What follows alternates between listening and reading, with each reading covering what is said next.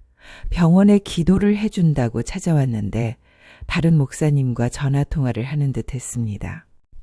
순희 권사님 남편이 쓰러졌다면서요? 그래요. 수술비 달라고 하는데 우리가 뭐 자선단체도 아니고 헌금은 헌금이고 도움은 도움이죠. 저는 화장실에서 변기를 부여잡은 채 온몸이 떨렸습니다. 제가 30년간 믿고 따랐던 목사의 진짜 모습이었습니다. 믿고 의지할 때라고는 교회 한 군데밖에 없던, 교회밖에 모르던 나의 인생. 그런 내 인생에서 가장 큰 시련이 왔을 때 다시 교회를 찾은 것인데 그 누구도 도와주지 않았습니다.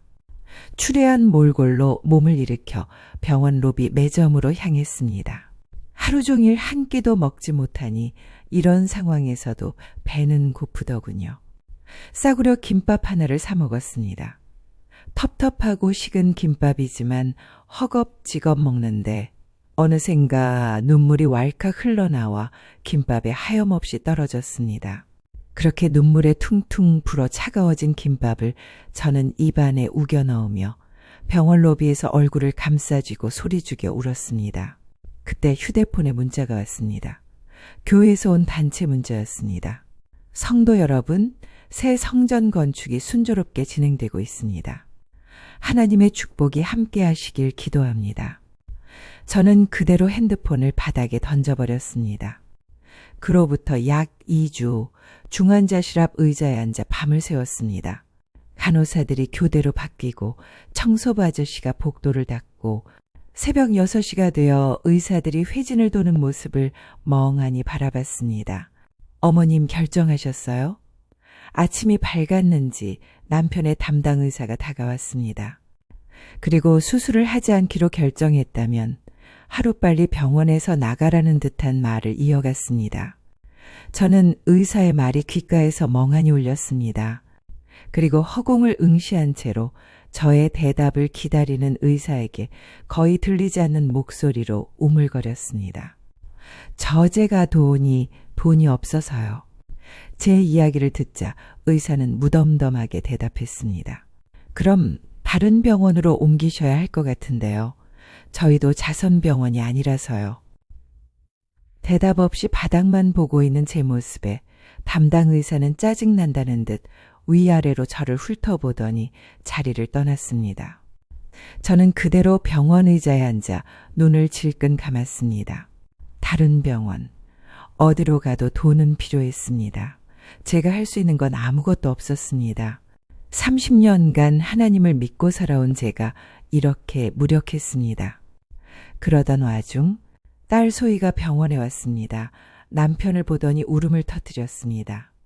그리고 몰라보게 수척해진 저를 보고 잠시 안쓰러운 듯 바라보더니 이내 날카롭게 말했습니다. 엄마, 이제라도 교회에 가서 돈 돌려달라고 하세요. 지금까지 엄마가 내다 바친 그 헌금들이요. 그거 3분의 1만 받아도 아빠 수술비는 충분히 충당할 수 있을 거예요. 저는 아무 말도 하지 못했고 괴로워하는 딸의 절규가 병원 복도에 메아리 쳤습니다. 지나가던 사람들이 저희를 바라봤습니다. 저는 부끄러워서 고개를 들 수 없었습니다. 그날 밤 저는 혼자 병원 옥상으로 올라갔습니다. 도시의 불빛들이 반짝였지만 제 마음은 깜깜했습니다. 차가운 바람이 뺨을 스쳤습니다. 병원 옥상, 밤 11시. 저는 난간에 기대어 서서 하늘을 올려다봤습니다. 별 하나 보이지 않는 캄캄한 하늘이었습니다. 제 마음과 똑같았습니다. 어쩌면 내가 이 아래로 떨어지면 모든 상황이 끝이 날까. 무서운 생각까지 스쳤습니다. 하지만 죽음을 생각하는 것도 녹록치 않더군요. 제가 뛰어내려 버리면 그 이후 우리 딸 소희가 이 모든 상황을 다 감내해야 했기 때문이죠. 그렇게 멍하니 밤하늘을 바라보다가 나지막히 중얼거렸습니다. 하나님, 마르고 비틀어져 불어터진 입술에서 목소리가 갈라졌습니다. 저는 당신을 믿고 살았습니다. 새벽마다 교회에 나가 청소했고 제 마지막 한 푼까지 바쳤습니다. 그런데 왜 제게 이런 시련을 주십니까? 바람 소리 외에는 아무 대답이 없었습니다. 저는 갈라지는 목소리로 차디찬 밤하늘을 향해 더 큰 소리로 외쳤습니다. 제 남편은 죽어가고 제 딸은 저를 원망합니다. 30년간 헌신한 교회 사람들은 저를 외면합니다. 정말 저를 버리신 겁니까? 눈물이 제 주름진 뺨을 타고 흘러내렸습니다. 그 뜨거운 눈물이 바람에 날려 말라가더군요. 저의 믿음도 그렇게 허무하게 사라지는 것 같았습니다. 저는 그 순간을 모르고 있었습니다. 누군가 저를 지켜보고 있다는 것을요. 3일 전부터 제게 남편의 수술 여부를 재촉하던 남편의 담당 의사는 저를 유심히 관찰하고 있었던 것 같습니다. 처음에는 제게 별다른 관심이 없었습니다. 수술비 못 내는 환자 가족들은 흔했으니까요. 하지만 저는 조금 달랐나 봅니다. 저는 24시간 내내 병원을 지켰습니다. 중환자실 앞 딱딱한 의자에서 잠들고 매점 김밥 하나로 하루를 버텼습니다. 다른 환자 가족들은 교대로 와도 저는 늘 혼자였습니다. 의지할 곳이 아무 데도 없어서 습관처럼 낡고 해진 성경책을 품에 안고 눈물로 웅얼웅얼 늘 기도문을 외우고 다녔습니다. 그렇게 해야만 내 마음에 조금이나마 안식이 찾아왔습니다. 단 3분이라도요. 의사는 간호사에게 물어봤습니다. 309호 환자 부인 가족이 없나? 딸이 하나 있는데 하루에 한 번씩 와요. 엄청 열심히 교회 다니시는 분 같은데 교회 사람들은 아무도 안 와요. 그 젊은 의사는 제게 호기심이 생겼나 봅니다. 그 젊은 의사의 이름은 이강민, 기독교 집안에서 자란 엘리트 의사라고 하더군요. 첫날 밤, 그 젊은 의사는 회진을 하다 복도에서 저를 봤습니다. 새벽 2시였는데 중환자실 앞 의자에서 졸고 있었죠. 목이 꺾인 채로 자는 모습이 안쓰러웠나 봅니다.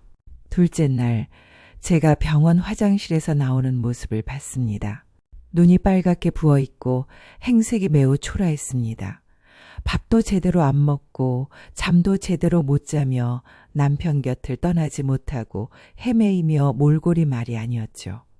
셋째 날 저녁 제가 매점에서 3,000원짜리 김밥을 사는데 그 젊은 의사와 또 마주쳤습니다. 처음에는 전혀 관심 없이 차가운 눈빛이었는데 제가 거의 병원에 살다시피 하며 자주 마주치니 이제는 잠시나마 눈인사를 하더군요. 저는 연신 고개를 숙이며 인사를 하고는 김밥을 들고 병원 의자 구석으로 몸을 피했습니다. 남편의 수술비를 충당할 수 없기에 의사를 만나면 또 수술 날짜 이야기를 할까봐 계속 겁이나 피해 다녔습니다. 그리고 밤마다 딱딱하고 차가운 병원 의자에 제 낡은 성경책을 베개 삼아 몸을 웅크리고 잠을 청했습니다. 몇 일이 지났을까요? 그 젊은 의사 이강민 씨와 저는 늦은 밤 병원의 옥상에서 우연히 다시 마주쳤습니다. 그는 담배를 피우려고 하던 찰나였고 저는 공허한 밤하늘을 바라보며 기도를 하던 찰나였습니다. 저는 자리를 피하려고 했지만 그마저도 그날은 너무나 힘들더군요. 그래서 그 의사가 저를 보던 말던 평소처럼 기도를 시작했습니다. 하나님, 저는 당신을 믿고 살았습니다. 말라비틀어져 떨리는 입술로 계속해서 기도를 이어나갔습니다. 새벽마다 교회에 나가 청소했고 제 마지막 한 푼까지 바쳤습니다. 그런데 왜 제게 이런 시련을 주십니까? 젊은 의사가 계속해서 저를 응시하고 있는 것을 느꼈지만 저는 이미 눈물 젖은 기도를 멈출 수 없었습니다. 제 남편은 죽어가고 제 딸은 저를 원망합니다. 30년간 헌신한 교회 사람들은 저를 외면합니다. 정말 저를 버리신 겁니까? 저의 절규가 차디찬 병원 옥상에서 울려 퍼졌습니다. 그때 누군가 제 어깨에 손을 얹더군요. 따스했습니다. 저는 눈물 젖은 눈으로 뒤를 돌아보았습니다. 눈물이 맺혀 잘 보이지 않았지만 제게 손을 얹은 사람은 제 남편의 주치에 그 젊은 의사 이강민 씨임이 확실했습니다. 그는 한동안 말없이 제 어깨에 얹은 손을 치우지 않았습니다. 그리고 조심스럽게 낮은 목소리로 저에게 본인의 이야기를 시작하더군요.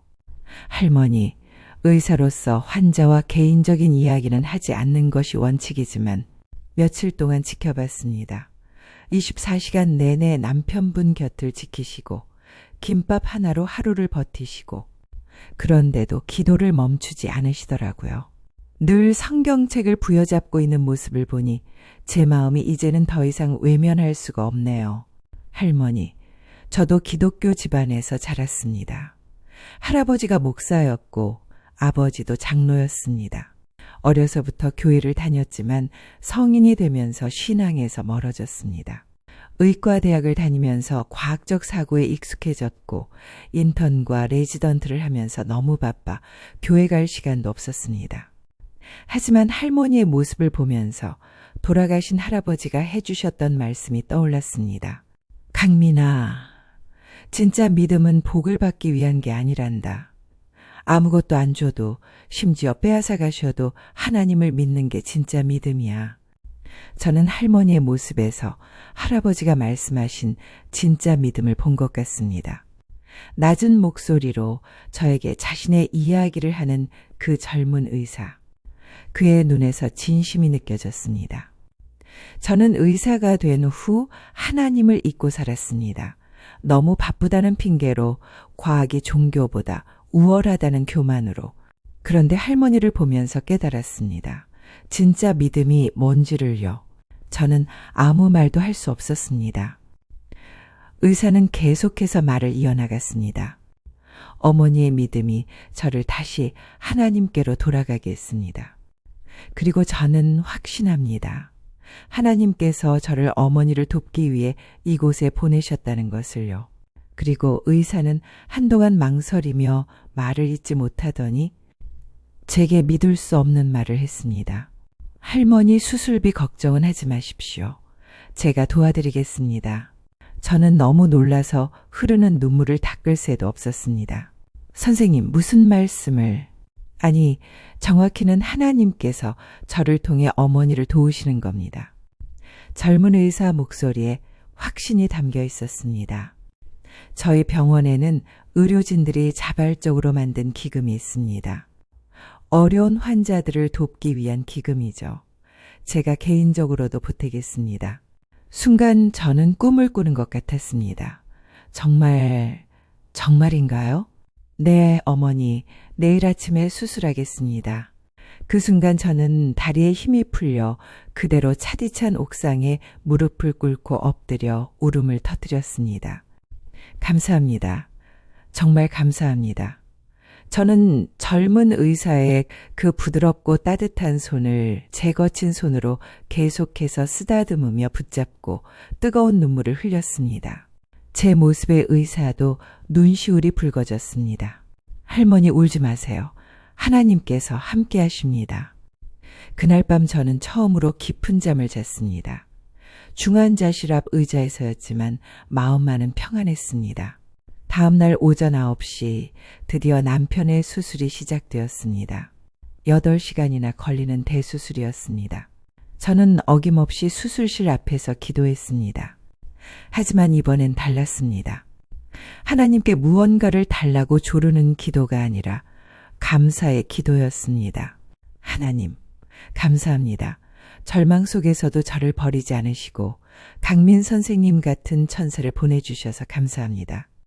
오후 5시 수술이 끝났습니다. 젊은 의사가 수술복을 입은 채로 나왔습니다. 성공했습니다. 다행히 뇌 손상도 최소화됐고 회복도 빠를 것 같습니다. 저는 다시 한번 의사의 손을 꽉 붙잡고 몇 번이고 고개를 숙였습니다. 감사합니다. 정말 감사합니다. 3일 후 남편이 의식을 회복했습니다. 기적 같은 일이었습니다. 저는 남편의 마른 손을 붙잡고 하염없이 눈물을 흘렸습니다. 지옥 같던 이 모든 날들이 드디어 끝이 나는 것 같았습니다. 그때 젊은 의사가 들어왔습니다. 남편을 진찰하고는 미소를 지었습니다. 회복이 정말 빠르시네요. 일주일 더 있으시면 폐원 가능할 것 같습니다. 저는 거듭 고개를 숙이며 중얼거렸습니다. 선생님 정말 감사합니다. 어떻게 갚아야 할지 갚을 필요 없습니다. 어머님께서 이미 저에게 큰 선물을 주셨어요. 잃어버린 제 믿음을 찾게 해주셨거든요. 저는 멍하니 의사를 바라보았습니다. 내가 그분에게 한 건 아무것도 없는데 제가 무슨 선물을 주었다는 걸까요? 할머니의 모습에서 저는 잃어버렸던 제 신앙을 되찾았습니다. 아무 보상도 없이 오히려 모든 걸 잃어가면서도 기도와 말씀을 놓지 않으시던 모습. 그 모습이 저에게는 최고의 설교였습니다. 2주 후 남편이 퇴원했습니다. 집으로 돌아오는 길에 저는 예전 교회 앞을 지나쳤습니다. 거대한 새 성전이 거의 완공되어 가고 있었습니다. 저의 3천만 원도 저 건물에 들어있다고 생각하니 복잡한 마음이었습니다. 저의 30년간 모든 것을 쏟아부은 그 교회. 집보다 더 아늑하고 하루라도 가지 않으면 마음이 조급해지던 그곳이었는데 지금은 이상하리만치 차갑게 느껴졌습니다. 교회를 등지고 남편을 부축해서 집안에 들어선 순간 제 딸 소희가 달려와 저희 부부를 와락 끌어안았습니다. 눈물이 왈칵 쏟아져 나왔습니다. 가족이 다시 하나가 되는 순간이었습니다. 우리 가족에게 다시 일상이 찾아왔습니다. 어찌나 감격스럽고 또 감사하던저. 거의 2달 만에 가족을 위한 저녁을 준비하면서 생각했습니다. 이게 천국이구나. 죽어서 가는 게 아니라 가족과 함께하는 지금이 천국이구나. 며칠 후 젊은 의사 강민에게서 연락이 왔습니다. 할머니 시간 되실 때 병원에 한번 오세요. 드릴 말씀이 있어서요. 병원에 가니 강민이 기다리고 있었습니다. 할머니 좋은 소식이 있어요. 무슨 소식이요? 제가 다니는 교회가 있는데 목사님께서 할머니 이야기를 듣고 꼭 만나보고 싶다고 하세요. 저는 당황했습니다. 아니요, 선생님. 저는 이제 교회 안 다녀요. 왜요? 할머니 같은 믿음을 가진 분이 교회를 안 다니시면 안 되죠. 저는 교회에 배신을 당한 사람이에요. 교회 사람들도 목사도 돈 있을 때만 좋아하고 어머님 모든 교회가 그런 건 아니에요. 강민의 목소리가 진지했습니다. 저희 교회는 달라요. 건물도 작고 화려하지도 않지만 진짜 사랑이 있어요. 제가 망설이자 강민이 계속 말했습니다. 할머니 한 번만 와보세요. 마음에 안 들면 안 나오시면 되잖아요. 일주일 후 주일 저는 복잡한 마음으로 그 젊은 의사가 소개한 교회에 갔습니다. 아담한 2층 건물이었습니다. 대리석 기둥도 화려한 스테인드 글라스도 없었습니다. 하지만 들어서는 순간 따뜻함이 느껴졌습니다. 어서 오세요.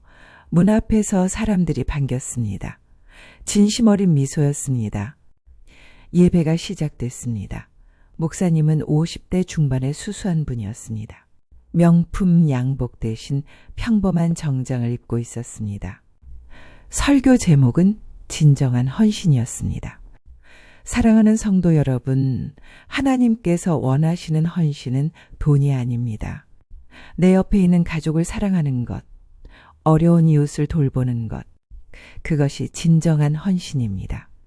순간 냉철하게 굳어있던 제 가슴이 다시 뛰더군요. 30년간 들어보지 못한 말씀이었습니다. 교회는 성도들에게서 받기만 하는 곳이 아닙니다. 성도들에게 나눠주는 곳입니다.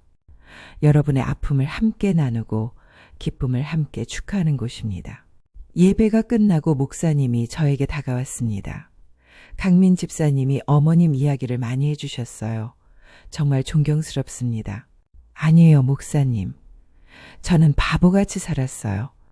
어머님의 믿음은 바보 같은 게 아니에요. 진짜 믿음이에요. 다만 잘못된 곳에 그 믿음을 쏟으신 거죠. 점심시간에 교회 식당에서 밥을 먹었습니다. 제가 설거지를 도우려 하자 다른 권사님이 말렸습니다. 오늘은 처음 오신 날인데 쉬세요. 우리가 할게요. 아니에요. 제가 하는 게 편해요. 그래도 안 돼요. 오늘은 손님이시잖아요. 저는 당황했습니다. 30년간 교회에서 설거지 안 한 적이 없었는데 처음 온 교회에서 쉬라고 하다니. 그날 집에 돌아와서는 마치 그 옛날 남편과 처음 연애를 시작했던 마음처럼 설레이고 떨리는 기분이 들었습니다. 30년간 느껴보지 못했던 교회가 가진 진정한 사랑을 본 것 같았습니다. 그날 밤 순이는 기도했습니다. 하나님 감사합니다. 저에게 진짜 교회를 보여주셔서 감사합니다. 이제 알겠습니다. 하나님은 건물 안에 계신 게 아니라 사랑하는 마음 속에 계시는군요. 한 달 후 그 새로운 교회에서 어려운 이웃을 돕는 일이 있었습니다. 독거노인 댁에 연탄 배달을 하는 일이었습니다. 권사님도 같이 가실래요? 강민이 물었습니다. 물론이죠. 연탄 배달을 하면서 저는 깨달았습니다. 이게 진짜 헌신이구나. 성도들의 돈으로 교회의 외관을 꾸미고 목사의 체면을 세우는 것이 아니라 정말 어려운 이웃을 도우며 마음으로 하는 것이구나. 헌금을 안 내면 눈치를 주던 그 분위기, 그리고 헌금을 내야만 마음이 편했던 나 자신. 어쩌면 저 또한 그 오염된 교회와 같이 오염된 성도였을지도 모릅니다. 6개월 후 저는 그 교회의 권사로 임명됐습니다. 임명식에서 목사님이 말했습니다. 순이 권사님은 진정한 믿음이 무엇인지 보여주신 분입니다. 고난 속에서도 하나님을 원망하지 않으시고 가족을 사랑하는 마음으로 믿음을 지켜내셨습니다. 박수 소리가 우렁찼습니다. 하지만 저에게는 박수 소리보다 더 소중한 게 있었습니다. 제 옆자리에 앉은 남편과 딸의 미소였습니다. 1년 후 저는 우연히 예전 교회 앞을 지나게 됐습니다. 거대한 새 성전이 완공되어 있더군요. 하지만 주차장은 반도 차지 않았습니다. 성도들이 많이 떠났다는 소문을 들었습니다. 오랜 시간을 함께한 교회였기에 안타까웠지만 그것도 하나님의 뜻이라고 생각했습니다. 탐욕으로 지어진 성전은 결국 텅 비게 마련이라고. 저녁에 집에서 가족들과 함께 밥을 먹으면서 저는 생각했습니다. 진짜 천국은 여기구나. 죽어서 가는 곳이 아니라 사랑하는 사람들과 함께하는 지금이 천국이구나. 남편이 여보, 뭘 그렇게 생각해? 하고 물었습니다. 아무것도 아니야. 그냥 행복해서. 소희가 웃으며 말했습니다. 엄마, 예전보다 훨씬 밝아졌어요. 그래? 왜 그럴까? 진짜 믿음을 찾으셔서 그런 것 같아요. 저는 고개를 끄덕였습니다. 맞아. 이제 알겠어. 목사님을 우상처럼 섬기며 맹목적으로 헌금만 하며 주변 사람들의 인정에 어깨가 으쓱해지고 기쁨 없이 교회 일을 많이 하는 것에만 내 존재 가치를 느끼고 과거의 내 모습이 반성이 되는구나. 그날 밤 순이는 마지막 기도를 했습니다. 하나님 감사합니다. 저를 절망의 구렁텅이에서 건져주셔서 감사합니다. 오염된 교회로 인해 가정을 지옥으로 만들 뻔했지만 이제는 하나님이 보내주신 천사로 인해 가족의 소중함을 압니다. 진정한 천국은 죽어서 가는 곳이 아니라 지금 이 자리에서 사랑하는 사람들과 함께 만들어가는 것임을 깨달았습니다. 건강한 교회를 통해 진정한 믿음을 배우게 해주셔서 감사합니다. 이제 저는 정말 행복합니다. 창밖으로 달빛이 스며들었습니다. 평범한 아파트 아니었지만 저에게는 세상에서 가장 아름다운 천국이었습니다. 저와 비슷한 상황을 겪고 계시다면 댓글로 이야기를 나누어 주세요. 지금까지 저의 이야기에 귀 기울여 주셔서 감사합니다.